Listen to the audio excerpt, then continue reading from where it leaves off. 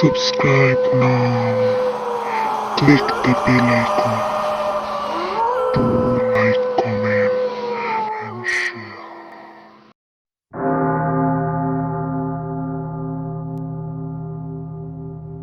My Jinn Husband. Episode 4 and last. Presented by Lamia. That night, I tossed and turned, unable to sleep. The person lying beside me seemed to rest peacefully, or at least that's what I imagined, and it made me even more uncomfortable.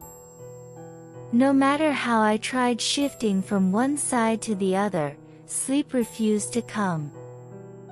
Somehow, I felt that Jinn Husband was nearby, somewhere in the shadows, watching over me.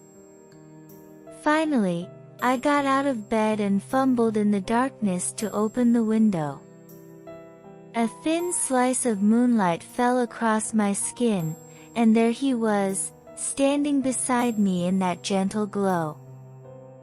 Memories of him flooded back, vivid and tender. Resting my forehead against the window, I let my thoughts drift to the past. Then, carried on a sudden gust of wind, a soft voice broke the night. "Do you miss me terribly?" Startled, I scanned the room. I hadn't imagined it, my Jinn Husband had returned. In the darkness outside the window, a vague shadow revealed his presence. My long-cherished hope had finally transformed into reality. I pouted, trying to hide my emotions. "Don't you know?" I asked. "Yes, I know." "How are you?" he replied softly. "I can't live without you." "You must be well," I said, forcing a small smile. He chuckled softly, "Of course. How could I be anything but happy with such a sweet bride?" His words pierced straight through my heart. "Your bride? You're married?" I asked, astonished. "And so are you," he replied calmly. "I had no choice. My heart still belongs to you." "But, how could you do this?" "Why not? Can't I marry the one I love?" I felt tears welling in my eyes. Hastily, I wiped them away before he could notice. "Yes, you could, of course. Be happy," I whispered, stepping back from the window. "Don't you want to see me?" he asked gently. "I can't. What good would it do to look at another person's husband? Even so, seeing me might bring some peace to your heart," he said, stepping fully into the moonlight. I stood frozen, my mind numb with shock. "Is it really you?" I whispered without realizing it. He smiled, faintly mischievous. "Yes. I am your groom." "How is this possible?" I asked. "When your heart's desire is strong, anything is possible," he replied. "I hope this isn't some illusion." "Not at all. I am Mustafa, your father's trusted Jinn. I grew up in his care, and by his command, I married you," he explained. "Your father agreed. He always hoped his daughter would marry a Jinn equal to his son. There is another reason too, which time will reveal. For now, know this, Allah has not betrayed the trust we placed in him." I hugged him tightly. "You really are terrible. how could you make me suffer so much?" He didn't answer, but held me closer, as if our hearts alone mattered. Then, suddenly, a loud crash echoed through the room. Mustafa released me and disappeared into the darkness. I called his name, but no response came. Moments later, I heard the sound of a struggle, as if someone were ransacking the room. My heart pounded. I fumbled for the light and switched it on. The room was in disarray, and Mustafa lay unconscious on the floor, blood trickling from his nose and mouth. Seeing him like this, tears streamed down my face. I tended to him carefully, nursing him back to consciousness. By evening, he was mostly recovered. Suddenly, he said, "Let's visit your father's house." "But you're hurt," I protested. "I feel well enough now."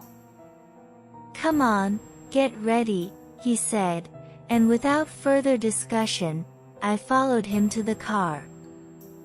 Mustafa drove in silence, and my mind raced. He had been attacked, by whom, and why, and now he was heading to my father's house despite his injuries. I had no answers, only questions. Finally, I asked, "Who attacked you last night?"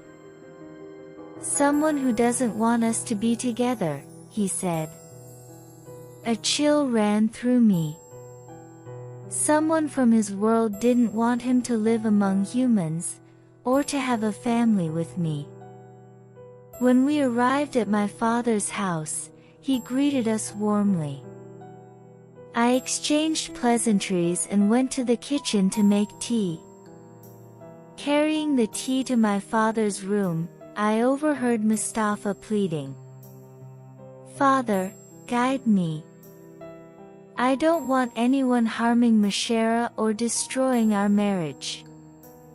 "Calm down, Mustafa," my father replied. "I had feared such danger too, but I won't act rashly. Stay here a few days. This house is protected, no evil can enter."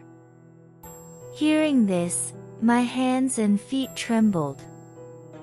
Mustafa gestured for me to enter. I smiled faintly, leaving the tea, and went inside. My mind spun with 1,000 questions. Until I learned everything from Mustafa, I could not find peace. That night, resting my head against his chest, I whispered, "Please, tell me who wishes to harm us." "There is someone," he admitted softly. "But do not dwell on it. Trust in Allah. He will protect us." With that, he pulled me close, holding me with a care so profound it made me shiver. After a few days at my father's house, we prepared to return home.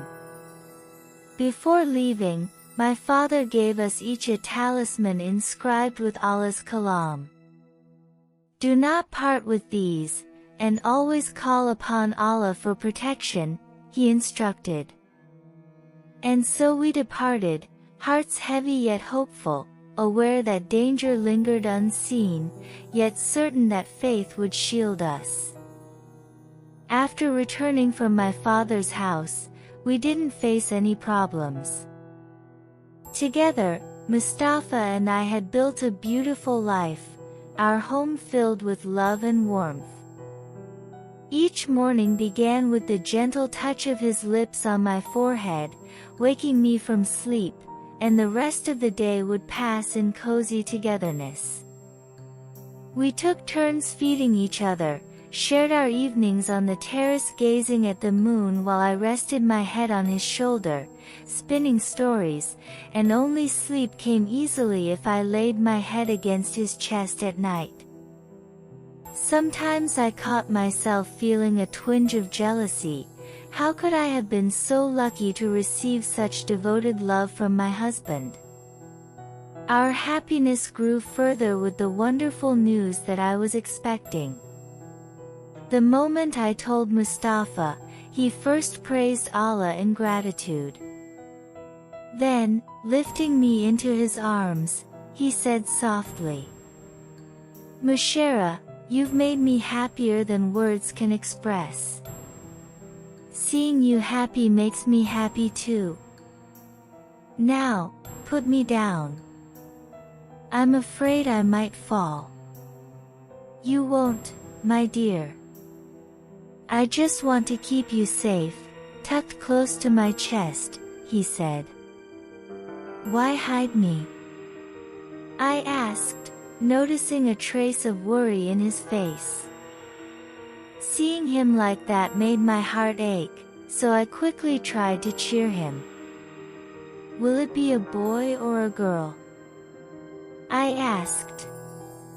He smiled, eyes glowing with pride. "Whatever Allah blesses us with, I am grateful. But I secretly wish for a sweet little princess. May Allah grant your heart's desire." Months passed, and soon I was 8 months along. Moving around became increasingly difficult, but Mustafa was always by my side. He tended to everything, tying my hair, adjusting my sari, helping me perform wudu. He never let me be alone, giving me his full attention. Life was blissful, but recently, I felt uneasy. It seemed as though someone was constantly watching me. A sinister presence lingered nearby. I hadn't told Mustafa, not wanting to worry him unnecessarily. That morning, Mustafa had gone out for an errand. I was heading downstairs to call the maid, Sabina, when I realized no one was responding. I carefully descended a few steps, but suddenly lost my footing and fell, tumbling down the stairs. The next thing I knew, I woke up in bed, Mustafa holding my hand beside me. His eyes were swollen with tears. He had cried for a long time. I gently touched his cheek. "Why did you cry?" I asked. "How could you fall down the stairs?" "I told you not to go down alone," he whispered. I was careful. But it felt like someone pushed me. "Where is the talisman on your hand?" I had taken it off while bathing and misplaced it. That's why I called Sabina and the others. Mustafa searched the entire house, unable to find it, and then placed his own talisman on me. "Why are you giving me your talisman?" "Keep it with you instead. What if something happens to you?" "The greatest harm would be if anything happened to you or our child." "Keep it safe," he said. Hearing him, a shiver ran down my spine. Truly, today could have been disastrous. Later that afternoon, my father and brother came to see me. My father was overjoyed at the news of my pregnancy, but after hearing about the fall, his expression darkened. "You must be more careful, my child. Someone does not want your child to come into this world and will go to any lengths to stop it." Who doesn't want it, father?" "Your mother," he revealed. "What? What are you saying?" "Yes. A practitioner of black magic, a worshipper of the devil. When I tried to intervene, she flew into a rage and left us. Before I could respond, my father and brother suddenly began fading into nothingness.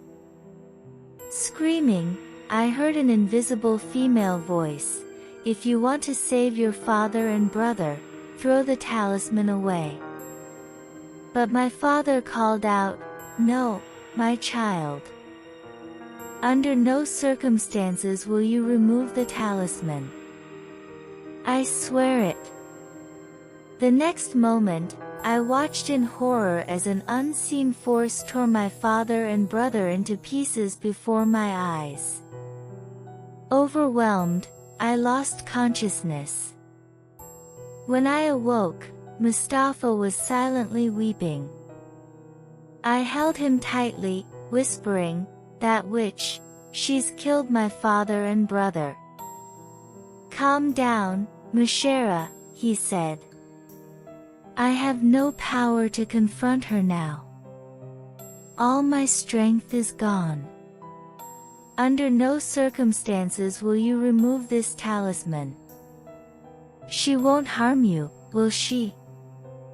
Don't worry. Nothing will happen. Now come, sleep." But at midnight, I woke to find Mustafa gone. On the wall, in blood, was a message. "If you wish to save your husband, come to the Black Mountain."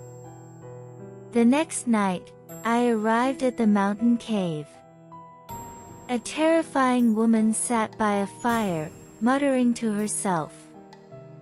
Mustafa was trapped inside a small bottle. I could hardly believe it. This wicked woman was my mother. She saw me and hissed, "Remove the talisman." "I won't." "What will you do?" I shouted. The woman laughed loudly, plunging a needle into a doll's chest. Immediately, Mustafa screamed and collapsed. I screamed in terror. "I will stop you. You won't harm him." "No, I'll remove the talisman," I cried, throwing it aside. The woman advanced, pressing a sharp knife to my chest, and shoved me off the cliff. As I fell, my breath caught, and I cried out weakly, "Allah, grant them the greatest punishment." The next part continues in the new story, The Daughter of Jinn.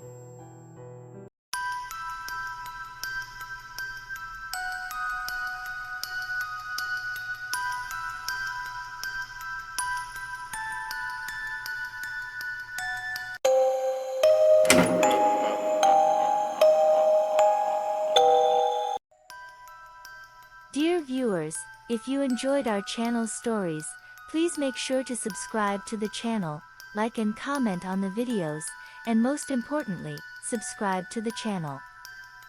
Thank you very much.